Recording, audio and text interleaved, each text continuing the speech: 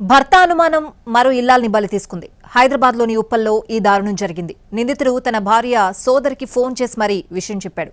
హత్య అనంతరం పారిపోయిన భర్తను పట్టుకున్న పోలీసులు హత్యకు దారితీసిన కారణాలపై దర్యాప్తు చేస్తున్నారు.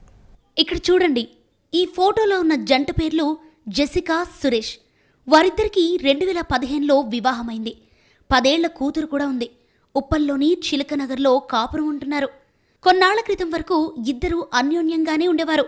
కానీ కొద్ది రోజుల నుంచి సురేష్ తన భార్య జెసికాపై అనుమానం పెంచుకున్నాడు. ఈ విషయంలో నిత్యం భార్యతో గొడవ పడేవాడు. ఇలా ప్రతిరోజు ఈ మధ్య గొడవలు కంటిన్యూ అవుతున్నాయి.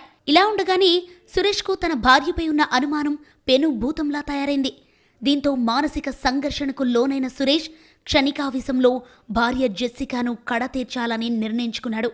అనుకున్నదే తడవుగా తన ఆలోచనను అమలు చేశాడు. భార్య జెసికాను అత్యంత దారుణంగా కత్తితో పొడిచి చంపేశాడు. అంతటితో ఆగకుండా ఆమె సోదరికి ఫోన్ చేసి మీ చెల్లిని చంపేశానని చెప్పాడు.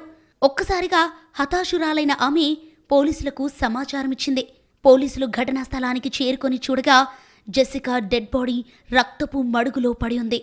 ఆమె మృతదేహాన్ని పోస్టుమార్టం కోసం పంపించారు పోలీసులు. ప్రస్తుతం పరారీలో ఉన్న సురేష్ను పోలీసులు అదుపులోకి తీసుకున్నట్లు తెలుస్తోంది. హత్యకు దారితీసిన పరిస్థితులపై పోలీసులు దర్యాప్తు చేస్తున్నారు. భార్య జెసికాపై అనుమానం పెంచుకున్న సురేష్ తరచూ ఆమెతో గొడవ పడేవాడని స్థానికులు తెలిపారు.